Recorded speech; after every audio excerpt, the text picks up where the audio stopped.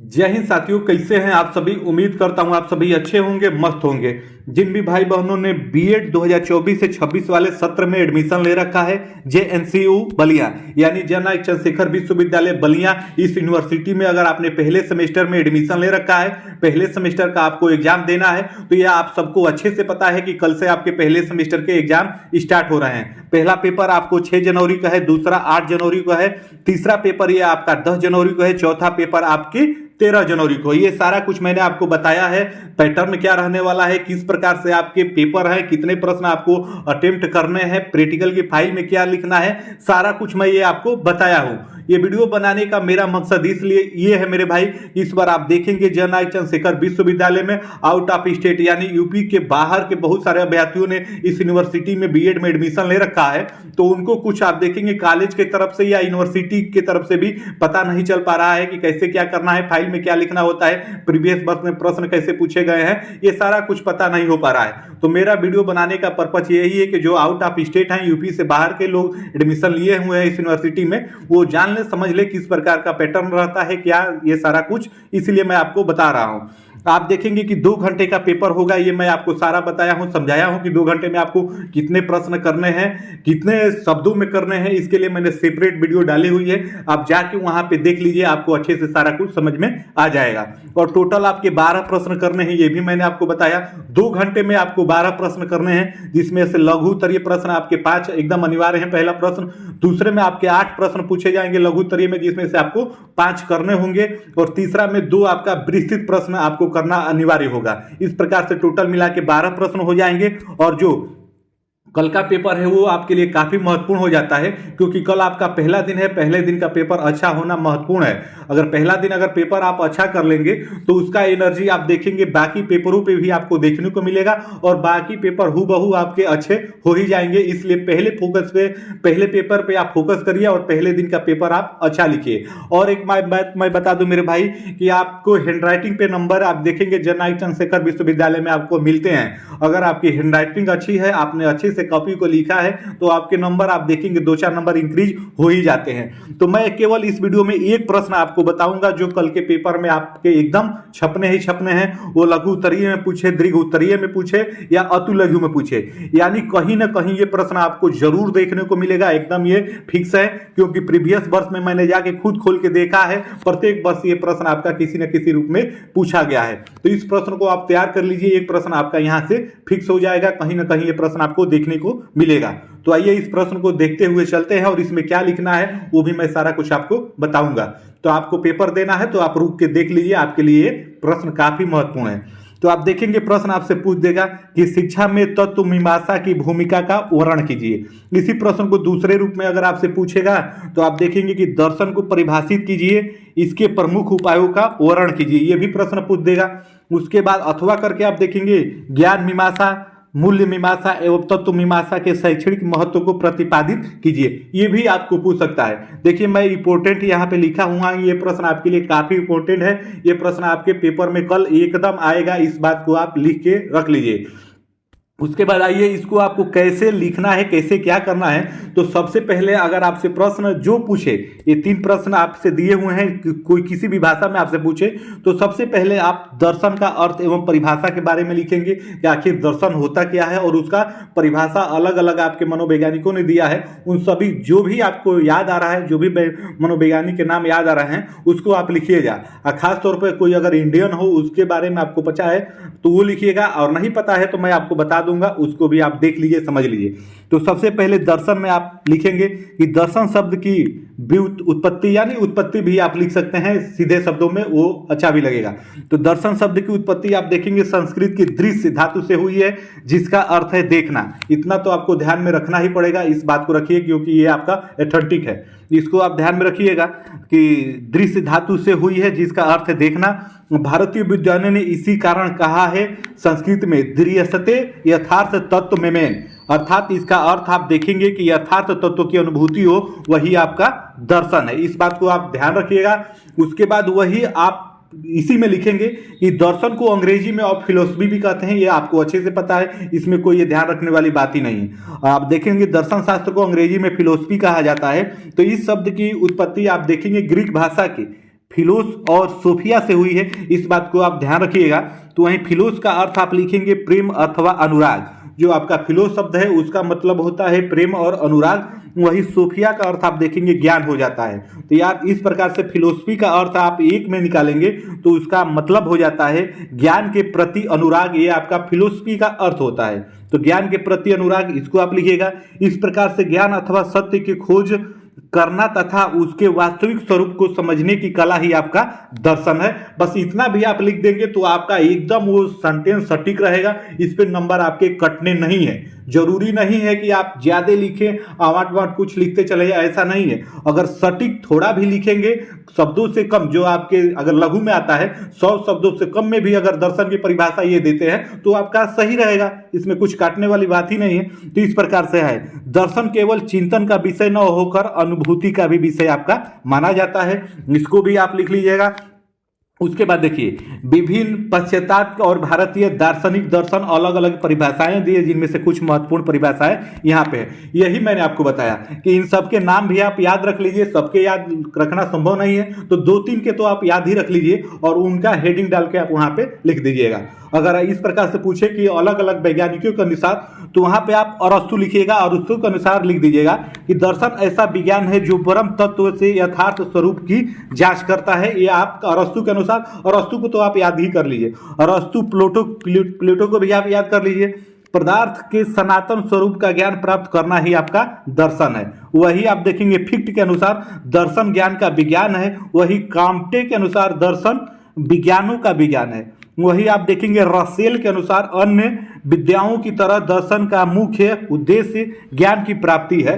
वही ब्राइटमैन के अनुसार दर्शन शास्त्र को अनेक ऐसे प्रयास के रूप में परिभाषित किया जा सकता है।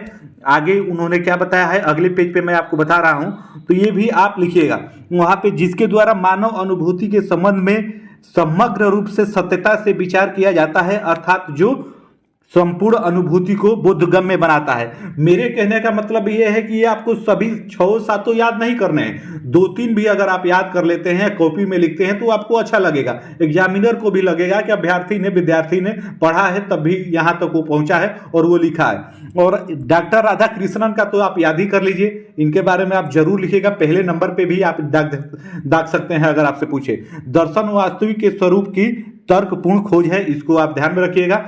उसके बाद आइए, उसके बाद अगर ज्ञान मीमांसा का अगर आपसे लघु में पूछे या दीर्घ में पूछे, कहीं भी पूछे, आप कहीं भी लिख सकते हैं। अगर ज्ञान मीमांसा के बारे में आपको अच्छे से पता है तो ज्ञान मीमांसा ये आपके पेपर में छपने वाला प्रश्न है, प्रत्येक वर्ष ये आपका आता है। तो ज्ञान मीमांसा में आप हेडिंग डालेंगे ज्ञान और अध्यापक। इस प्रकार से आप हेडिंग डाल के लिखिएगा मेरे भाई। हेडिंग काफी महत्वपूर्ण हो जाता है, कॉपी वहां से आप देखेंगे अच्छी लगती है। तो ज्ञान और अध्यापक आप हेडिंग देंगे तो उसमें आप लिखिएगा कि अध्यापक के संबंध में ज्ञान मीमांसकों के अलग अलग मत हैं। कुछ ज्ञान मीमांसक आप देखेंगे मानते हैं कि ईश्वरीय प्रेरणा से ज्ञान स्फूर्ति होती है, इसलिए ईश्वर ही आप देखेंगे ज्ञानदाता है। एक आपका सेंटेंस हो गया, इसको आप ध्यान में रख लीजिए। कुछ ज्ञान मीमांसक यह मानते हैं कि ज्ञान मनुष्य के मन से पहले से ही वर्तमान में है, परंतु उसे सक्रिय बनाने के लिए गुरु की आवश्यकता होती है। इतना भी आप लिख देंगे तो ठीक है। उसके बाद अगर आपको आगे डिटेल्ड में लिखना है तो इसको भी आप देख लीजिए। वे कहते हैं कि गुरु ईश्वर के प्रतिकृत है और बिना गुरु के ज्ञान संभव नहीं है। गुरु को तत्व ज्ञानी होना चाहिए। प्राचीन धार्मिक शिक्षा में ऐसे ही गुरु का महत्व था। आधुनिक युग में मनोविज्ञान ने ज्ञान प्राप्ति की प्रतिक्रिया पर विभिन्न प्रकार के प्रकाश डाला है।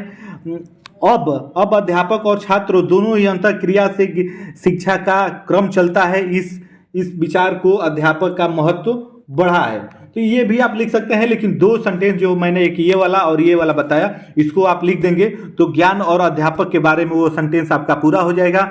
उसके बाद इसी में आप दूसरा हेडिंग देंगे कि ज्ञान और छात्र प्रकृति। ज्ञान और छात्र प्रकृति के बारे में भी आपको लिखना होगा, हेडिंग दे दीजिएगा। उसमें आप अपने विचार अनुभव भी लिख सकते हैं।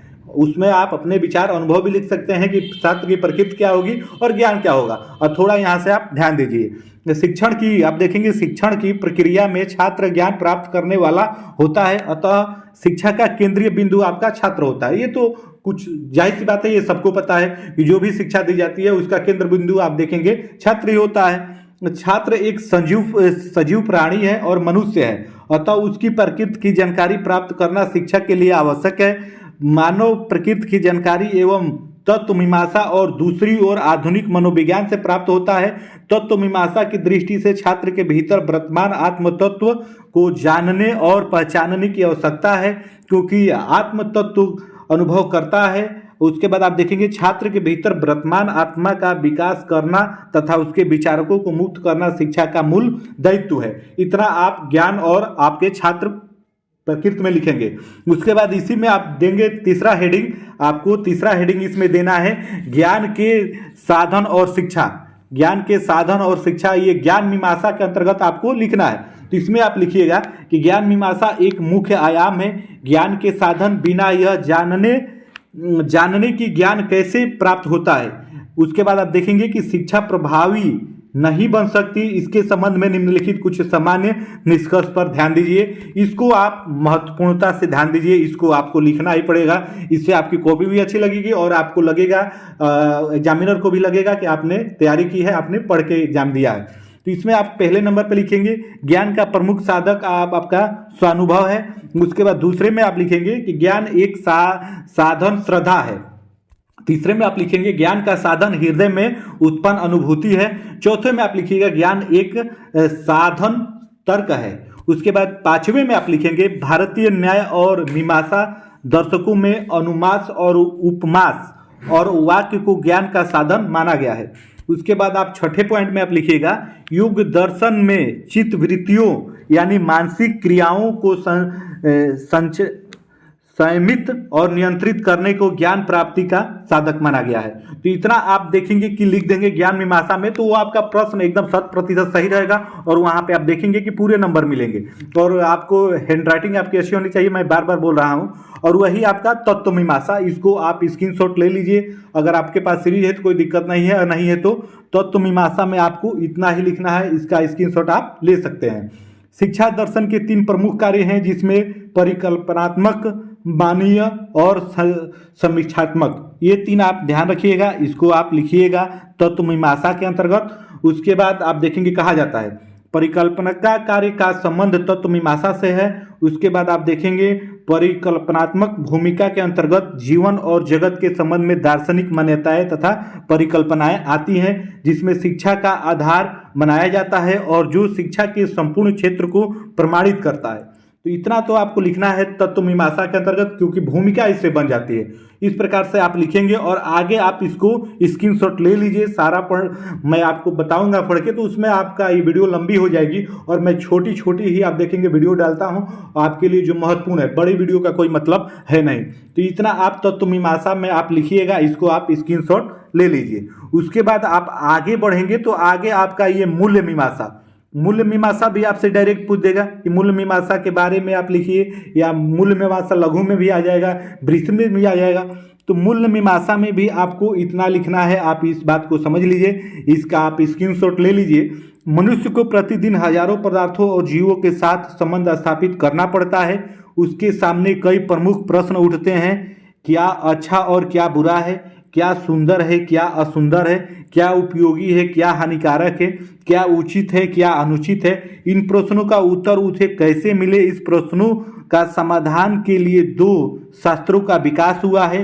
एक का सौंदर्य शास्त्र और दूसरा है आपका आचार्य शास्त्र।